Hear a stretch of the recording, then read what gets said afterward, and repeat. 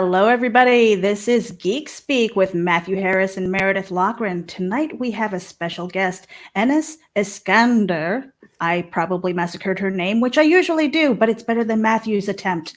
In any event, we are going to take down this overlay and we're going to pop into the room here and say hello to our special guest. Hello.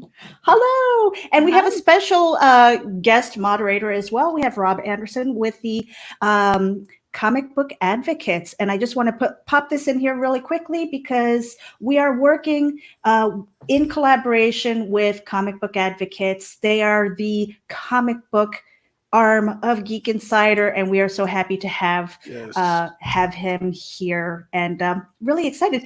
Enes, we hope that we are going to be reaching your UK audience because we have a lot of people over in the UK who follow Geek Insider. Oh, brilliant. So I wanted you to take a moment to introduce yourself, and then we're going to kind of get right into it. Hi, so my name is Enes Iskander. I am the writer and creator of Ava, which is a cyberpunk comic based in the 23rd century. It's a stylized world, a little bit dystopian, but a happy dystopian. And it's all about kind of social media becoming a governing body and, sort of how we're affected by it in terms of, surveillance and privacy. And then you have a world where it's rife with cyber terrorism and bioterrorism. So if you think about it, it's very sort of Tron style with kind of like a surreal Black Mirror story to it. And you've got Ava, who is the heroine of the story. She's very feisty, very sassy, pretty much everything I'm not, and hence why I live through her. Go ahead. No, I was going to say, and it is illustrated by the legend Timothy Green II, which I only just found out that he has a credit at the end of Guardians of the Galaxy. And it's right on the same line as Stan Lee, yet his name precedes Stan Lee, which some people find blasphemous. Right. Now, here's the thing. You didn't start off in comic books, obviously. Ava is your first one.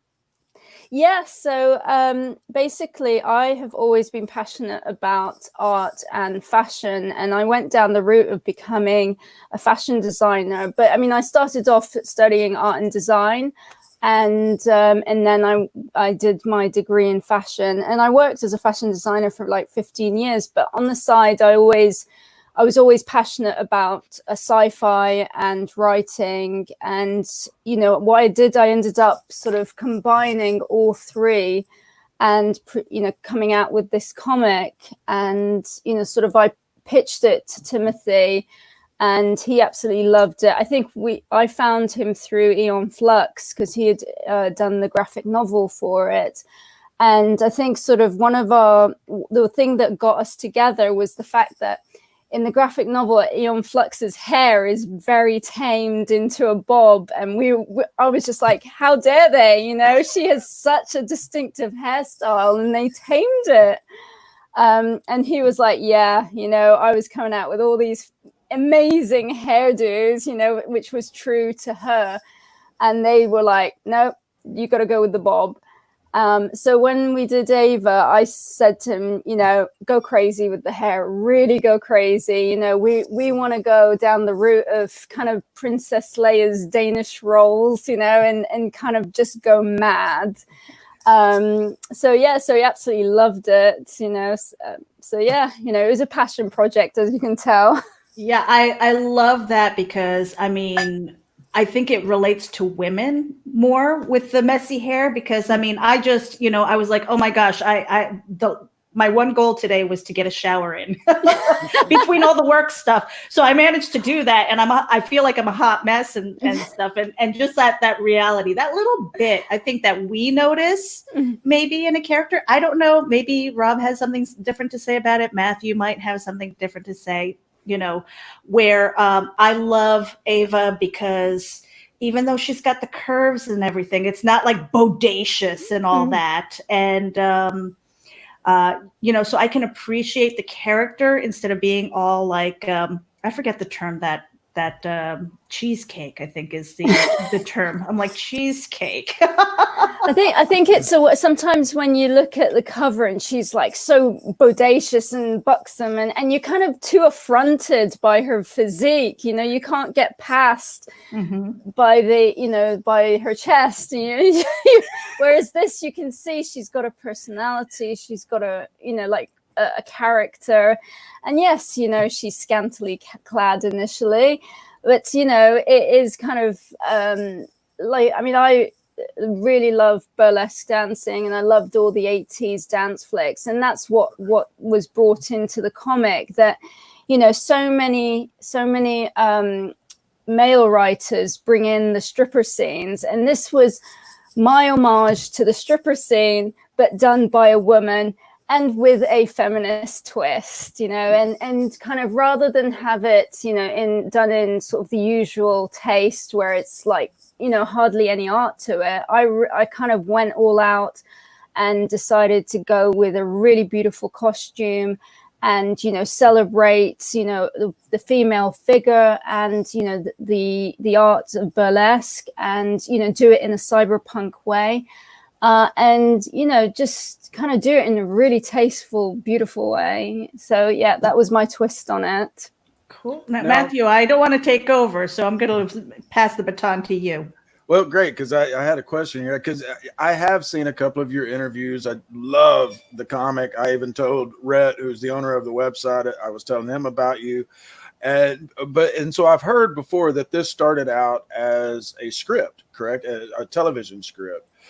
And so tell us a little bit about that. But I also want to know is that when you worked with Tommy, did you just give him the story and he went and laid out the panels, or did you script that out of what comes in the panels, what you wanted, and how that meshed together? Yeah, so originally it started off as a film script because, I started off writing a novel. And then when I was at uni, they did creative writing as an elective, and I didn't know what I was getting myself in for. It turned out to be script writing. So that's when I started writing it as a script. And then I'm a member of the London Screenwriters Festival, and I met quite a number of influential people there. And they said to me, you know what, like, why don't you do it as a TV script? Because you will get bigger budgets with TV, especially considering it's a sci-fi. So, and you get to focus on the character more rather than the world.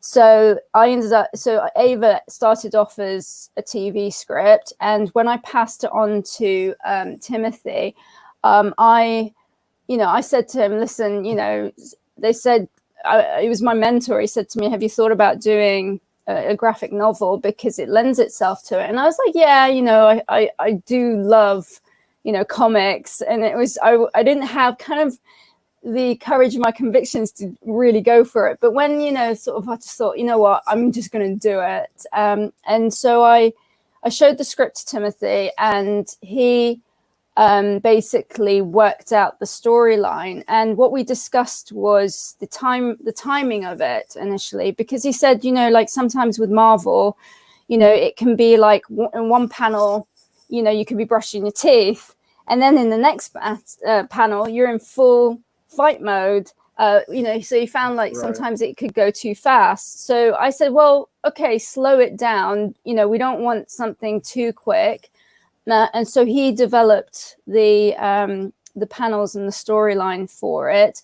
And then sometimes it was collaborative. There was some discussions, like initially it was going too slow. So we had to kind of cut out a few panels and cut down the pages. Hence why we ended up with 28 pages instead of 22. So I said, you know what? It's a first issue. I find when it's 22 pages, I really feel like, like I haven't, I want more, So I thought I want to treat my readers and give them an extra 6 pages so they can get their teeth into it.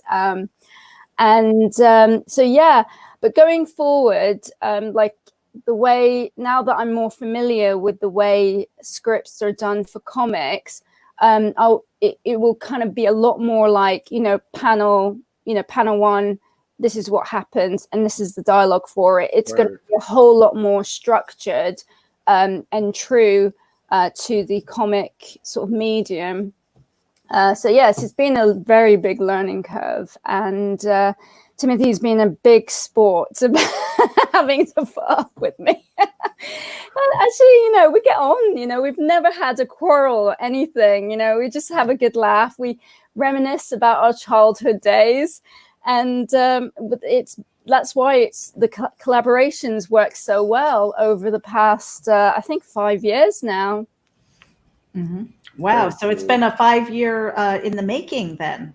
Yes, absolutely. I think because what we did initially, we worked on developing the characters, developing locations, the gadgets, even the motorbike. I think we started, I said, she needs a motorbike. And he came to me with like these Harleys. And I was like, listen, she's a girl. we need to rethink this. So and I was sending him loads of images.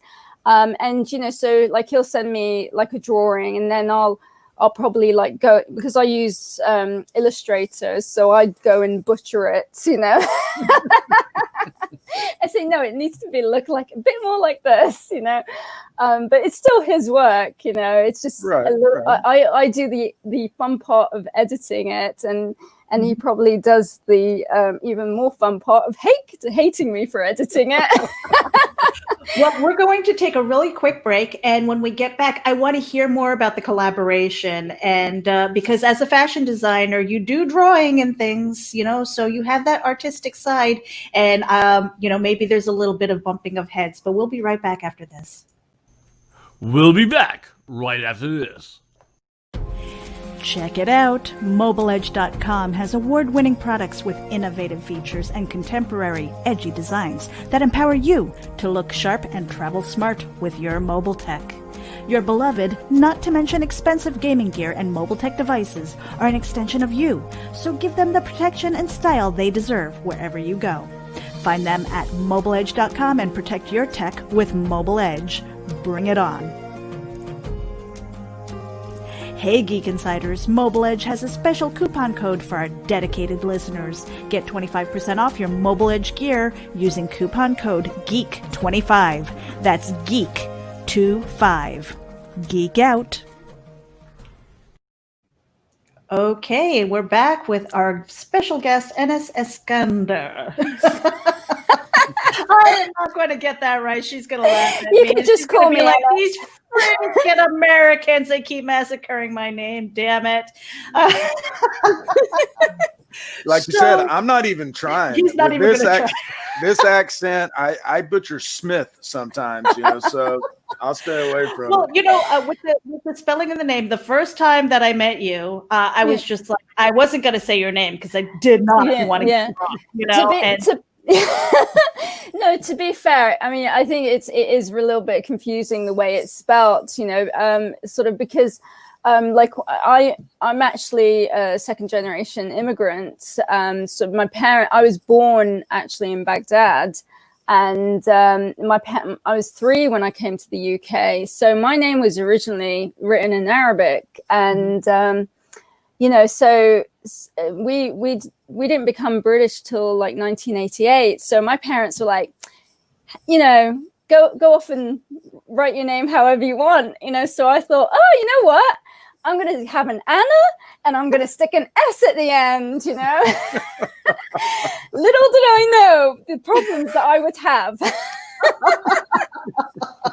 And like I said, you look at those silly Americans. Oh no, don't worry. It's like I get it all the time. I mean, to be honest with you, when I was at university, I just thought, you know what, I'm gonna sort of go around with a nickname, and they used to know me as Anise. So sometimes, I'd go through phases where it'd be like, what's your name? Anise, and it was a lot easier, and I never had any issues.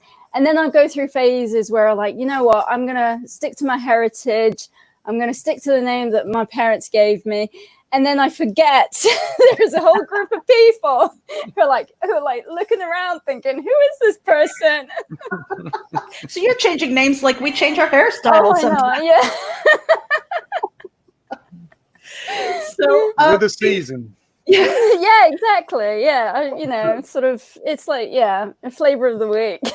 yeah.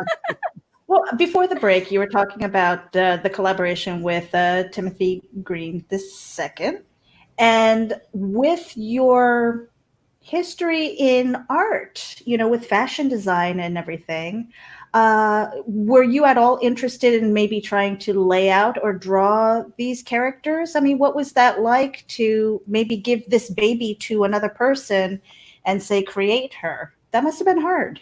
I think, well, I mean, in the sense, when I was doing fashion, I loved manga, and I was always trying to do my illustrations in manga style. And it's like I would try different styles, but like it wasn't my strength. I can draw a garment, and I can do it like technically really well. But when it comes to like illustrating, it was always a bit of a difficult. I think I was too much of a perfectionist.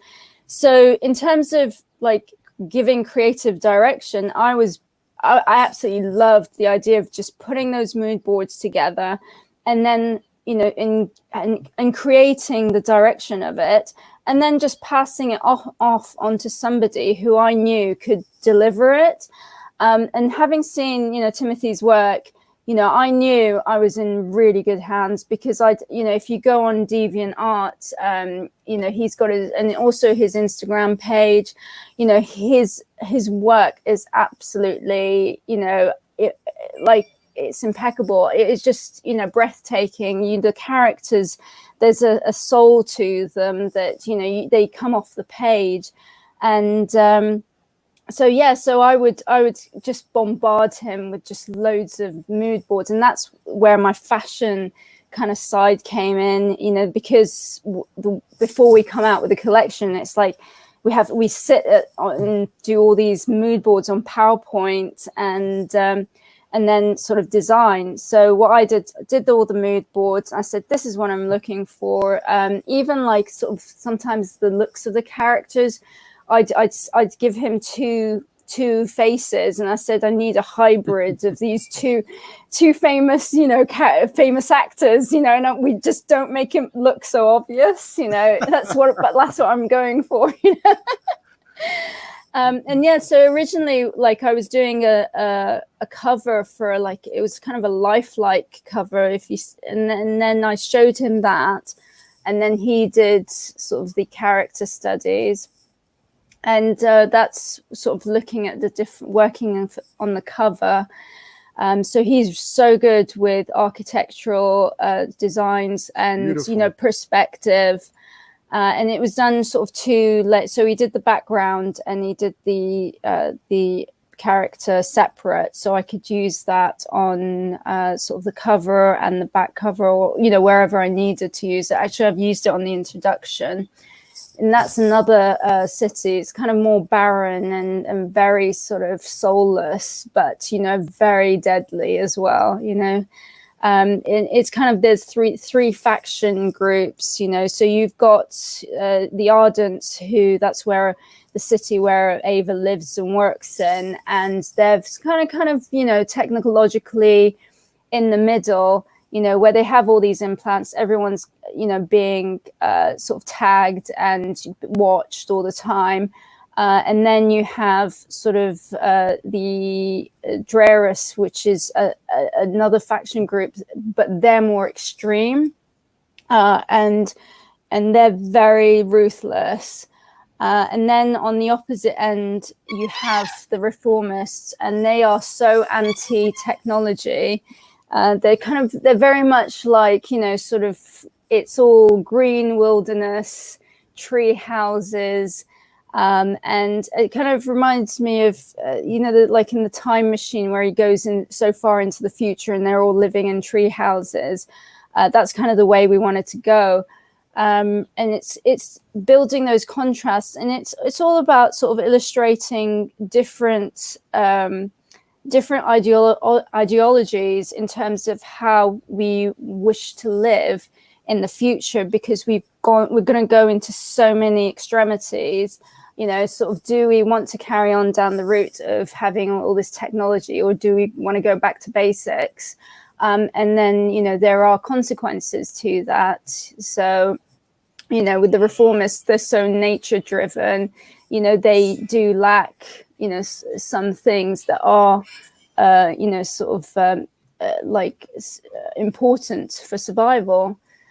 So, you know, whereas Ava, she is torn between two worlds, and she is trying to find that medium, as the kind of the middle ground between the two worlds. And she's a very torn character. She has that duality that, you know, sort of, in terms of, if you look at Batman, he really struggled with his duality, like I think we all do in a sense. And you know, as I was writing, there was 8 reasons to back Ava. You know, sort of the thing about comics and heroes is that it reminds us that we all have, you know, this hero inside us all. So, you know, writing it was a pleasure, because in a way, it kind of made me feel like a bit of a superhero writing her, and kind of having her come to life through Timothy. And yeah, and we had so much fun doing the implants. That was the inspiration board. And, you know, sort of, we want, you know, like, you can't really see it so much, but we did want to, I did want to have like circuitry going around the face. And I think you see it more with the characters in Drearis, because they are so much more extreme that it's almost like they've let technology overtake their humanity. And you've got, like, you know, circuitry going down the side of their face, you know, because they're so, you know, the implants have gone to an extreme. And so, yeah, that is Ava at her work. You know, she is a bioengineer, and she's looking to cure a degenerative brainstem disease using nanobot technology. But unfortunately, that same technology can be used as a weapon to manipulate people into submission. And, you know, it's all about power and control. So, yeah, and so she's kind of, you know, put her front in it big time. She's trying to, you know, save humanity. Instead, she enslaves them. Oh, my goodness. It's such Now, a beautiful book. I'm sorry, go ahead. No, I was going to say, this is the cover. Now, this is the... So is this the variant? No, I think the one where it's got the architectural background, we ended up going with. The other ones, I think, if what's trying to think. Let's see. Yes, it's that top one on the right. On the right. Yes, that's now. Rob's This is favorite. gorgeous. Yes, this is absolutely gorgeous. Yeah, so I'm thinking of potentially using her as the art print that I've decided to promise. If I reach the goal, then everyone gets a free art print. Everyone who's basically gone for the physical bundles where they've paid, you know, P&P, and that's the variant cover. So, yeah, I asked people basically which one they preferred, and a lot of them preferred that one with the, you know, sort of the cityscape behind her. Yeah, it's absolutely stunning, just the artwork, and to hear. And this is the mention that you were talking about before. So I was coming out of the supermarket, and I was messaging Timothy, and he just dropped it, like, you know, oh yeah, you know, I said to him, somebody said that you worked on, you know, sort of Guardians of the Galaxy before it became a film. He's like, yeah, Star-Lord, you know. I was like, and then he's like, oh yeah, and I even have a credit, you know, just casually. Yeah, I've even got a credit at the end of the film, you know, in the credits. I was like, really? And you're telling me this after what, 5 years, you know? And I said to him, you know, neither of us are so humble that we do ourselves any justice whatsoever. He was like, it's a good trait to have, but bad for business. So you can imagine, I was basically going on YouTube trying to look, trying to get Guardians of the Galaxy because it was no longer available on my cable TV. And the thing about YouTube is you cannot screenshot anything anymore. Right. So there's me trying to find a darkened room to take off my phone. It's like I'm just taking a screenshot of the credits. Like, give me a break. But yeah, well, who does that? oh, I know, who does that? Some crazy lunatic. So funny because it's obviously not in alphabetical order, and he's before the Buscemi's. Oh no! I mean, And family. you should have seen me. I was sat there waiting, scrolling, and I don't even think. No, I might have had my glasses on. I was like Mr. Magoo. I don't know if you ever did. You have yes. Mr. Magoo? Yeah, I'm looking for his name, and it's like a needle in a haystack. And I finally found it. And they're doing a victory dance. Oh, that's funny. Now, So Meredith, do we have the video where she's do. talking about the comic? And we're going to play that after our break. We've got a couple of more minutes to just kind of gab a little bit, and then we're really going to kind of get into the Indiegogo and try and get some support to get you across the finish line. Yay. Because you've only got 6 days to go. We've got the banner at the bottom here, Ava on Indiegogo. Support this project today. Do a search. It's a lot easier than the really long URL. But if you do a search for Ava, EYVA, it's going to pop right up. It's the first thing. She's 88% there. She's got 6 more days to go. I'm hoping that, we're going to do a follow-up article on Geek Insider. So hopefully that'll reach our audience as well and kind of get you across the finish line. We would love to see this because the way that this one is set up, and again, we'll talk about that after the break, is it's Indiegogo, all or nothing. Yes. Oh yes. Yeah. So we definitely want to see this fund because I want that book in my hot little hand. Let me see. And actually, we're going to just jump into break right now, and then we'll get into that. We'll be right back. We'll be back right after this quick break. For Geek Insider advertising opportunities, contact advertising@geekinsider.com. We offer space on the website, in the daily newsletter, sponsored posts, and advertising space on our podcast. For details, contact advertising@geekinsider.com.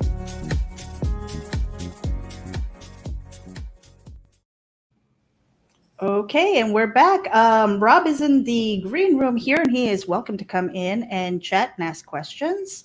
Let's see. So we were going to kind of get into the Indiegogo, but I mean, is there anything else? Actually, there is, because I want to talk about the journey, because that's something that I love about Geek Speak, is that when we talk to the creators, we kind of get the journey. And I love that. So, well, let's start with this real quick, Meredith, because this incorporates my question as well that I had. Okay. You talked about that once you went to university that you started working on it as a script. When did you originally come up with the idea? When did you first start working on this? And what was the influences? Yeah. And then let's take it from there. The whole journey. We're here for you. So that's a really good question because, this is something that I've not really sort of talked about publicly. My dad was a doctor and he was working in Riyadh, Saudi Arabia for 8 years. 6 years of those, we were there with him, and I was there as a teenager. And, during the Desert Storm War, we didn't leave like the rest of the Brits left. Everyone pretty much got expats got evacuated. So I was there during the war, and it kind of that sense of wanting that escapism. And I am sort of a bit of a dreamer, and it kind of makes you question humanity and. Right. And that's why I always loved sci-fi. It was a form of escapism because sometimes things were very restricted and difficult. I was living in a country where, You weren't allowed to drive. You weren't allowed to go anywhere on your own. Like if you had your younger brother, it could be 7 years old and could be your acting chaperone. It was just, or like if you wanted to go into like a video shop, you couldn't. It was restricted, men only. So there were so many restrictions on you because you were a woman, and that kind of, sort of gave me so many ideas. I mean, I also went to like an all-girls school, and we were heavily restricted, sort of like if, for instance, if, like we had the boys section, they could actually see us from their windows. And instead of doing something to prevent them, sort of staring into our school, they ended up boarding up our windows. It was very kind of like Handmaid's Tale. And so I would write. I would sit and read. I think I would spend my summer just reading and doing some writing. And I think I wrote some stories where it was very sort of like, kind of a bit of like astral projection, where you were jumping out of your body and taking flight, right. Kind of that sense of wanting freedom. And so, with Ava, it's kind of, it questions people's, the restriction, your belief system and how it restricts you, and that kind of concept. And I didn't want to sort of go down the route of bringing, people's religions into it. I wanted to kind of do something that wasn't going to be offensive to anybody. It was just purely ideas, that you could, like just by your ideas, you could end up caging yourself up. And with Ava, she is a free thinker, and that can be very dangerous. And, so yeah. Well, my question, I guess, would be when you maybe had to approach your parents and say, I want to be a fashion designer. Because I know from my experience, I went to music school. I wanted to be an opera singer because I would never be a rock star, and I knew that. So I figured I was going to be on one stage or another. And so I said music school, and my parents just looked at me and said, why can't you go into computer programming or something? I'm like, I was the child that they didn't know what to do with. So I'm wondering, especially with your background, because I have a Korean mother, and so we had that dynamic of like the Asian culture. Oh yeah, yeah. Okay, so very strict and kind of like women are kind of submissive, except behind closed doors. I'll just leave it at that. But so there was this perception and kind of a role and everything. And so when you approached your parents and said, fashion design, I can imagine what that conversation might have been like. I think sort of with me, I was always drawing fashion pictures since I was 8 years old. I was just sat there drawing. So I didn't really, and my mum, she was like a dressmaker, so she kind of blames herself. and I remember like going down the route, of wanting to become a fashion designer. My dad's like, how many famous fashion designers do you know? There's just a handful out there. And little did he know that, they are always, there are loads more. They're just kind of in the factories or in the little offices, provide, there's so many out there that you just don't realize it. You don't have to be famous to do what you do.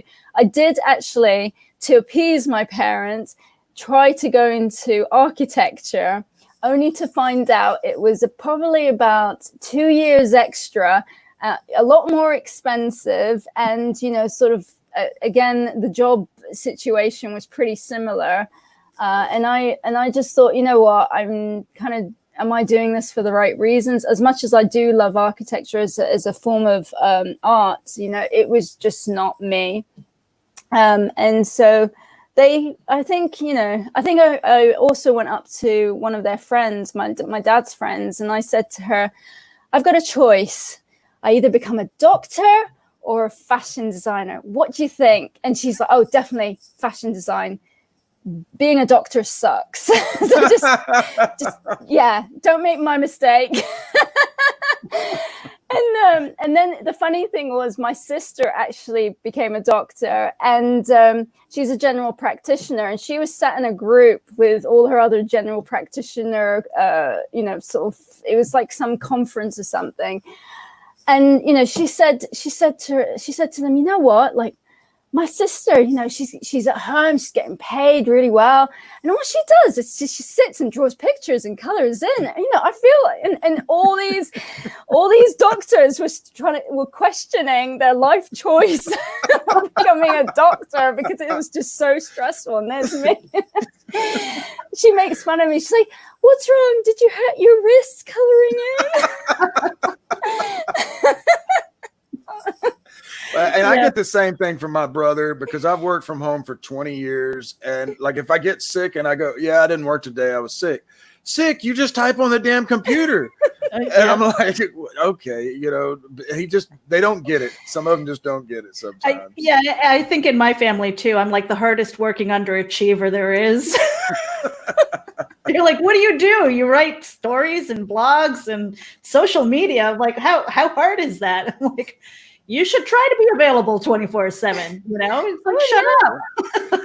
You have to be self-motivated. You have to, have that perseverance. You have to be determined. There's no one to tell you, that you come on, let's do it. It's all coming from you, So yeah. And we would definitely want to get into the Indiegogo and we want to see the video, but I want to throw something out there, Meredith. We get a decent bit of swag around here at times, and anybody that is watching this broadcast now or in the rebroadcast, or you're listening on the podcast, whatever the case may be, if you go to Eva and you back it at this point between now and the next 6 days before it ends, and you send me a screenshot with your email address, we'll put you in a drawing and we'll send you something nice out from some of our sponsors. And this is that's brilliant. Thank you. You bet. One of our sponsors is Mobile Edge. We get some really cool tech for equipment from them, and I've actually got something that's worth about $135 sitting over here that I will send out to one person. I don't qualify because I work for Geek Insider.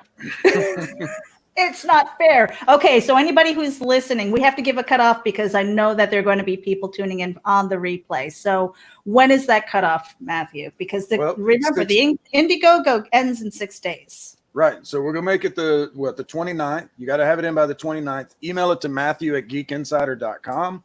Just a screenshot showing that you backed the comic. God, I can't even talk today. Indiegogo. Yep, on Indiegogo, you can see the link on any of our channels right now. It'll be on the description of the video here. But if you back it in the next 6 days, not if you've already done it, this is just, I want to help her get over this hump, get it past the mark, and somebody is going to walk away with a prize that's worth over 130 something bucks. Cool. From Mobile Edge. Really cool. Thank you. Yeah. Do I qualify? Actually, I'm thinking about backing it myself, but I'll have to have Meredith do the drawing. No, nobody from Geek Insider, but if you go and back your own and you send me a receipt or a screenshot, you definitely can. Hey, Phil. Thanks for joining. And you guys can make sure that you so you don't dox yourself. Matthew's never going to do that, but if you need to black out the information, but show the screenshot that you threw in support, send it over to Matthew@geekinsider.com, and we will have a drawing when the Indiegogo is done. And I think that segues really nicely into the intro video, and I'm going to play that right now. Perfect.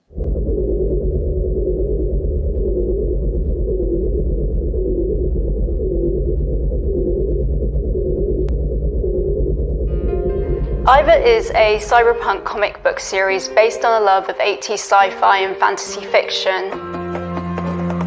The story is set in the Ardent Nation, an upbeat, stylized technological utopia set in the 23rd century. However, all is not what it seems. Individuals Individuality and privacy are rare commodities that only the governing elite are privileged to. So imagine, if you will, social media becoming the governing body of a surviving nation. Everything about you and what you do since the day you were born is automatically streamed onto your timeline.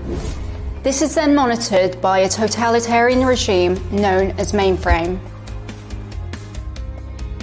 Mainframe's prime directive is to compete for technological advancement and for survival in a post-apocalyptic world. In the spirit of fighting cyber-terrorism, people of the Ardent Nation are kept on a short leash through the use of surveillance implants. The message is simple: comply with Mainframe's standard behavior protocol or be rehabilitated. It's all about working as a collective for a common cause whilst suppressing any scope for individual thought and self-expression.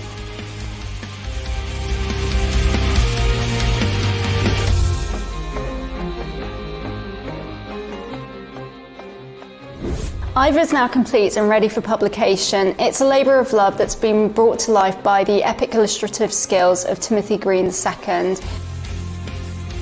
It's an extraordinary journey, one of which we hope our readers will join us on.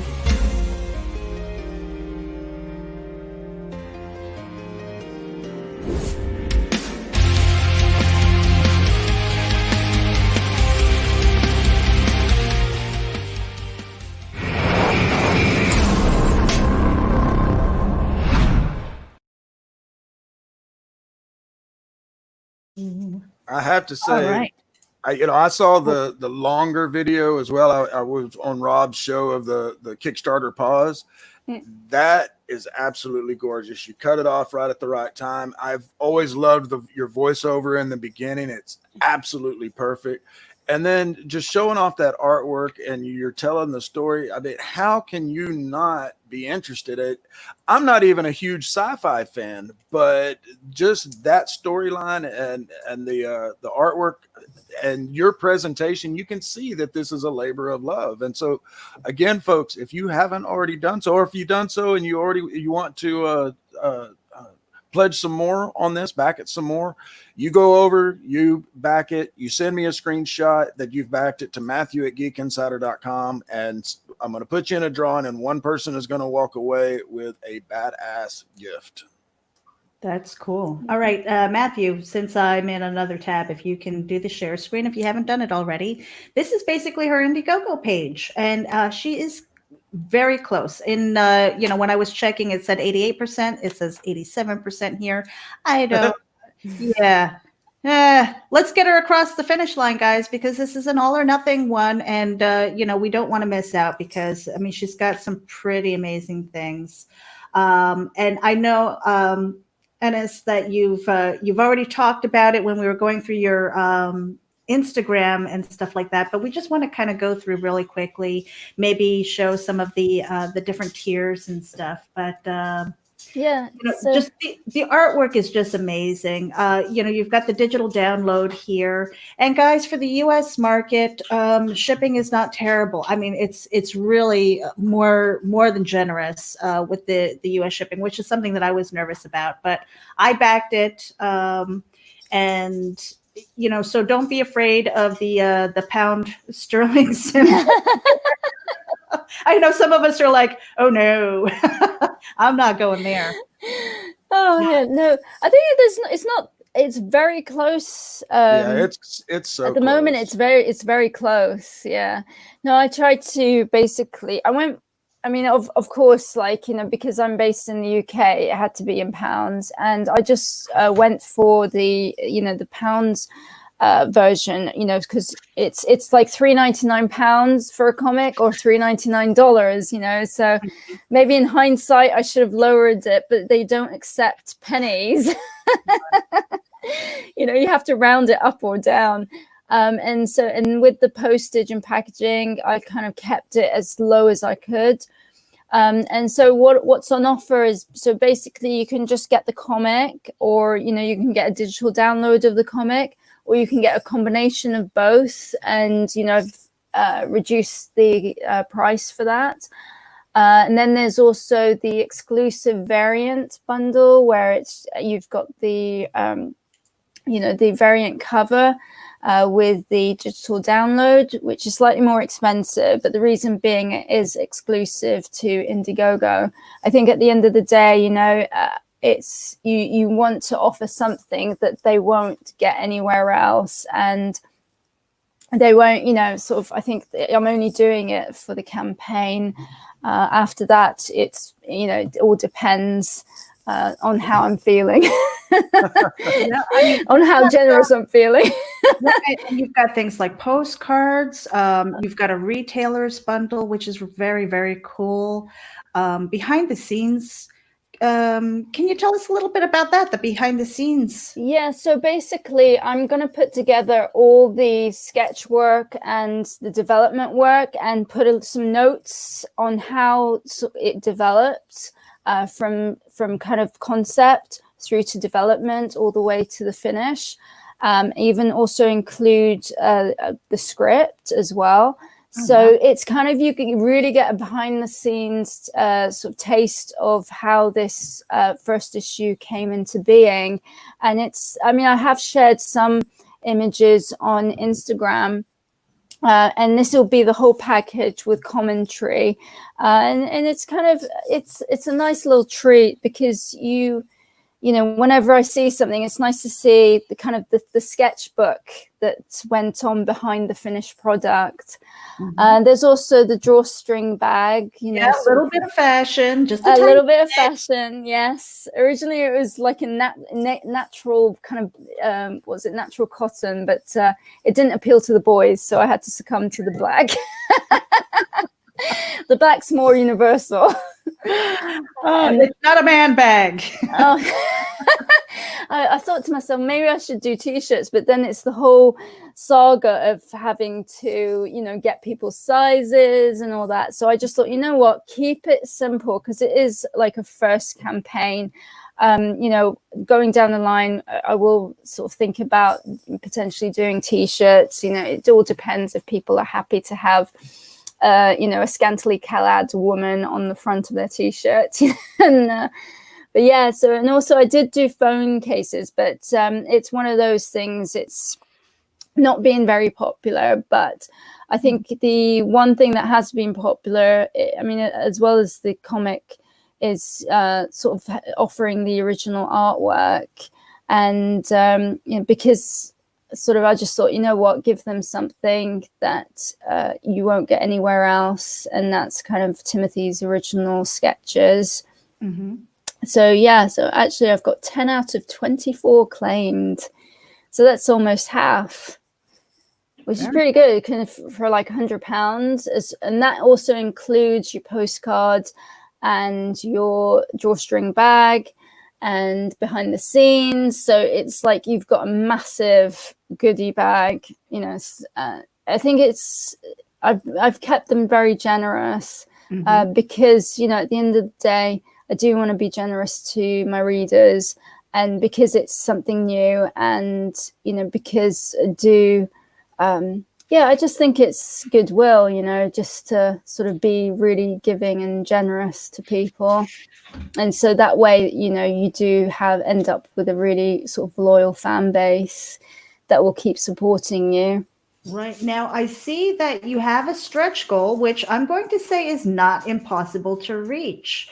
It's not, it may seem tough, but you've got almost a week to go. And, I think by kind of putting this out there, because you've got a lot of really cool stuff as far as perks and things, but it's a really good book. The artwork is phenomenal. I don't know if Rob is in here because, like I said, I'm on a different screen. But this one, it says with the stretch goal of £10,000, it kind of gives you the go ahead of Ava. Yeah, I think initially, like I wrote that like 2 months ago, so I didn't know how the response was going to be. At the end of the day, because I didn't illustrate it, so I have to, the way it works is that all the funds go to Timothy, who does the illustration. So I'm having to pay him to do it. And that's why it's a little bit more expensive than if you're the illustrator and you're bringing out your own book, it doesn't cost as much. So I thought about it, and I thought, you know what, if we get to the 4,000 mark, at least that will give us the green light to start working on the second issue. Mm-hmm. And also that we will go into the in-demand phase. If it, sort of reaches gold, then you can go into the in-demand phase. So I will be able to continue selling the first issue, and all the funds that come our way will go towards the second issue. So at the end of the day, it's all, it'll trickle, it'll feed into it, sort of drop by drop. Mm-hmm. So yeah, that's kind of the contingency plan. So now, how far are you into Ava 2, the second? So there is a script, and it's basically a case of just storyboarding it, doing all the panels. The script is the TV one. So it's just a case of, doing it in the comic format. And then just because we've already done the development, we've even developed the characters for the second issue. Oh, wow. So it will take next to no time in comparison to how long it took to bring out the first issue, because all the work's been done. Now, I got to ask, because I'm a writer too, and I know how things play out in our heads constantly. Mm-hmm. Have you seen the end of this yet? Or is the stories just too widespread for the ending to be there? I think I have a sort of ending, but there is I think it's more like it's very widespread and anything can happen. It's a very kind of down the Game of Thrones approach, She's gonna blow everything up. I was gonna say, when I think of that, I think of like hellfire and everybody dies. Yeah, so. Yeah. Something new. What haven't we done to kill somebody? Or what style? I was pregnant at the time of watching The Red Wedding, so you can imagine my reaction. I was like, that really stings. I was there clutching my belly, thinking, no. I was gobsmacked. I was like, yep. That is really hitting below the belt, literally. That's so funny, because I really enjoyed that series too. But the thing is, I love horror, I love thrillers, I love twisty endings and things like that. People, things that get people thinking or wondering. Yeah. Where do you see this going? I mean, is there a Beyond Book 2? I mean, do you see this becoming a series? Oh, absolutely. I definitely see it as a series, because you have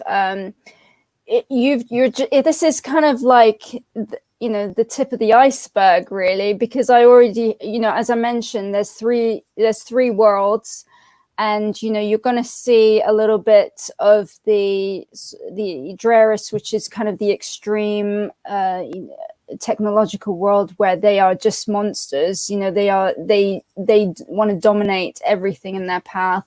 And then you have the Reformists, who have yet to come, and they come in the second issue. And there are so many, there's so much potential for the storylines that you can even have spin-offs as well. But for now, we're keeping. Let's just stick with Ava and her journey into kind of like wanting to do the right thing. She's also in you'll find out her background, sort of where she came from, the relationship that she had with her mother, and kind of there is a story about redemption, and that's what's kind of driving her, to go down her, she's got her own agenda, and there's so many amazing characters to come. That it is a series. I can guarantee, there is so much more to come. I mean, even I know Timothy's itching to get on to issue 2. I just have to kind of sort of wave the flag and say, go for it. Yes, go. It's like Drag Race. Okay. Matthew, we're almost at an hour here, and we usually ask the last question. Yep. I'm going to turn it over to you because I get tongue tied and I screw it up. Every time she does. We've been doing I'm this for a long nervous time now. I'm so nervous now. But it is going to kind of put you on the spot a little bit. But if you could go back in time and give your younger self one piece of advice, what would it be? I think it's be confident, be brave, be courageous, have the courage of your convictions. Don't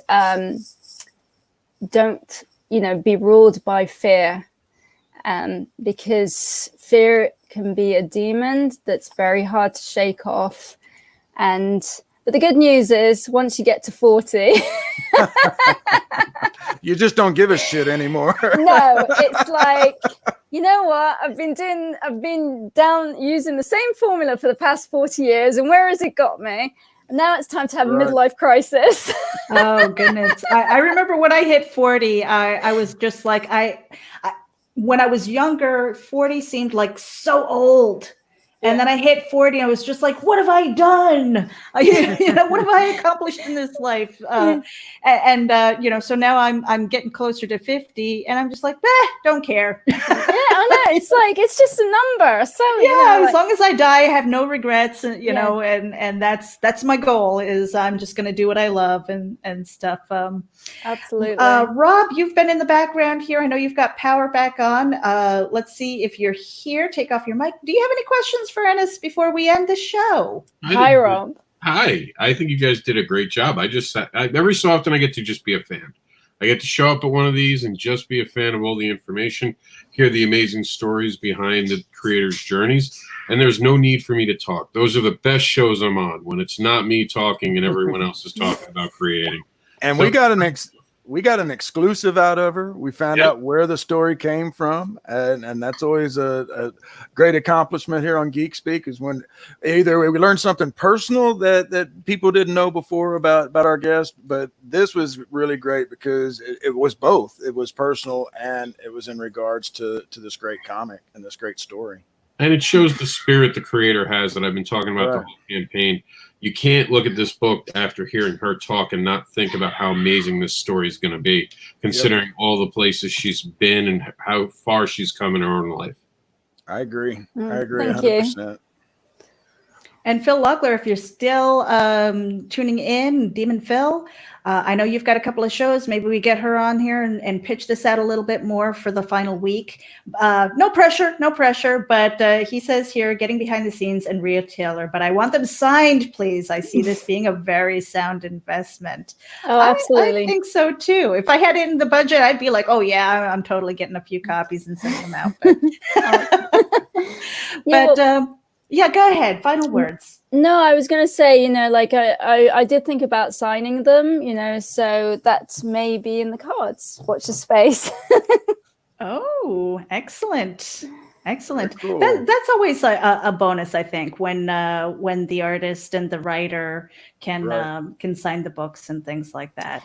Yeah, I think the thing is, because I'm in the UK and Timothy is in the US, so it's a little bit tricky. And what I did think about maybe shipping him over to Manchester. So might be cheaper to bring him over. Right.